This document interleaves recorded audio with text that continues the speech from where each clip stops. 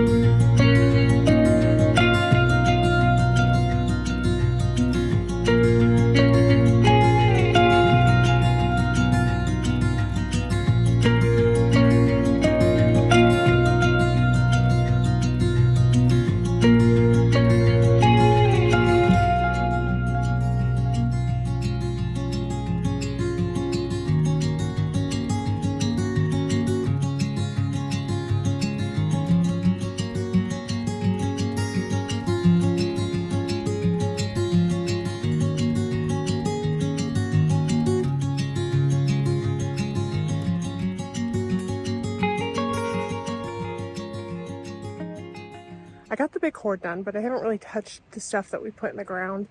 And the wind is picking up. I just looked at the radar and I suspect we're gonna get rained on in the next little bit. So I think I'm gonna wrap up this video here and pack up for the day.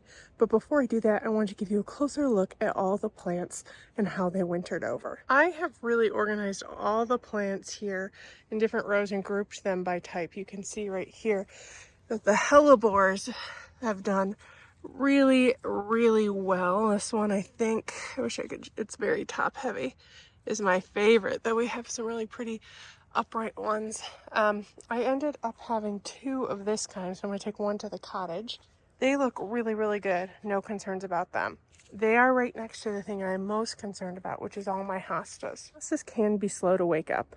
What I'm concerned about is some of these look very, very damp, and while hostas don't mind damp soil, these look a little excessive, and I'm wondering if they rotted out. There are a couple that already have the little spikes coming up, but the vast majority of them have no signs. It could be a little early, so I'm going to leave them and keep track of them, watch them probably way too closely, and hope they came back, because I took so many beautiful hostas out of the city garden. Here's one where you can see they're just starting, and the fact that this one is okay and they're still very, very small is giving me a little bit of hope. And here's another one with a little spike. This one, though, is like one of the ones I saw that I'm a little concerned about. Oh wait, what's that? That might be something.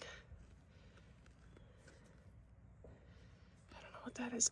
I'm just gonna pop that back in, but this soil is very damp, and I'm not seeing any of those spikes.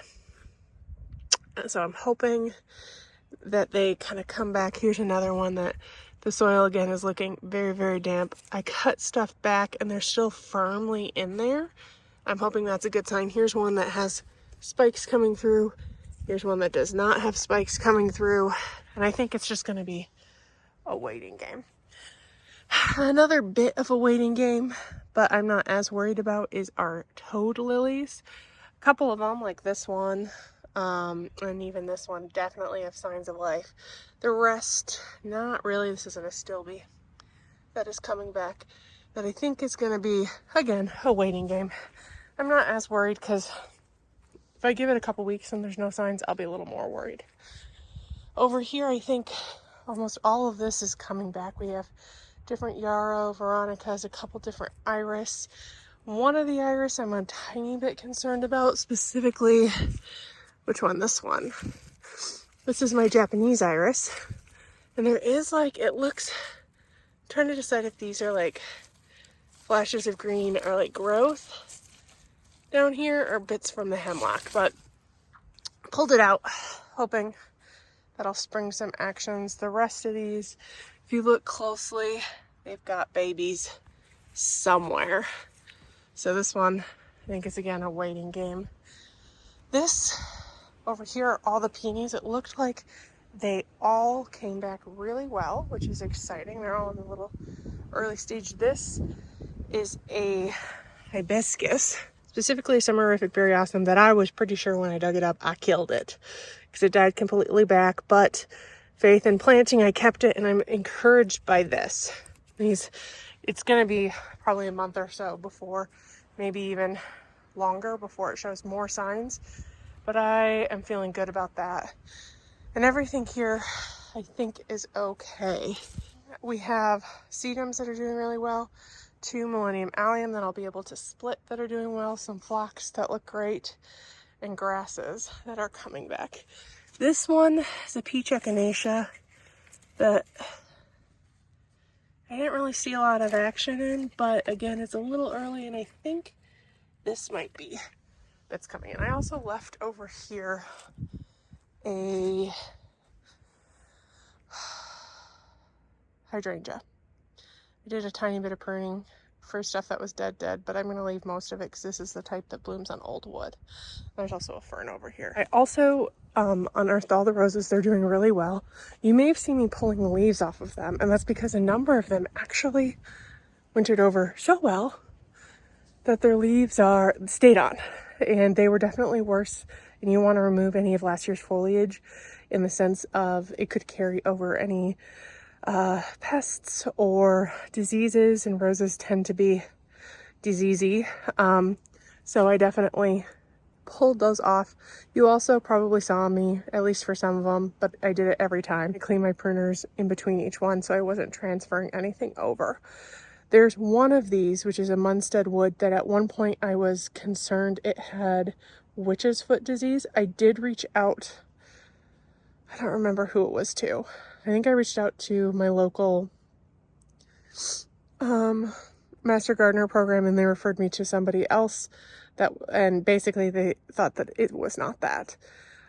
So I did bring it. I also moved them over here because they're gonna need a lot more sun over here. And I did do a little pruning. They're all odd shapes, but in general, they've got lots of good growth. And I think now that I've moved them into a sunnier location, they're gonna take off. And I mean, look at this too.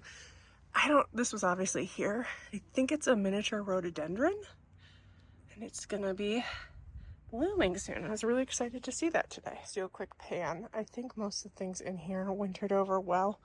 There's a couple things that are still looking very sticky, but I actually think those are toad lilies. And so they basically just look like everything else. So this will be something for me to tackle another day.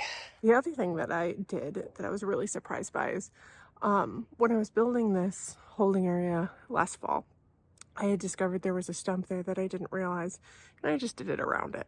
It had pine needles all the way around it, and I think because the moisture was kept so close there, it was probably beginning to rot. It was still solid when I put it there, but I literally could break it apart in my hands. So I dug it out. So now, no more stump to have to deal with, which is a bonus. But I'm really excited to get these out and see that it looks like while we may have lost one or two things, and the hostas in particular still have yet to be decided, the vast majority of things really wintered over well, which I'm thrilled about, and I can't wait to start planning on where they're going to go. I have to figure out a couple things as I've been learning the sun in this new space. I think my original plan that I shared earlier this year is probably not going to work out for where my vegetable garden will be. So I'm still in the process of trying to rethink and reimagine, or even figure out if I have to rethink and reimagine. And once I figure it all out, I'm going to be diving in, which will have to be sooner than later, because it's going to be time to start planting vegetables out before we know it. I really appreciate you joining me today, and if you like this video, please make sure to hit that thumbs up button and subscribe, and I can't wait to see you next time. Bye-bye.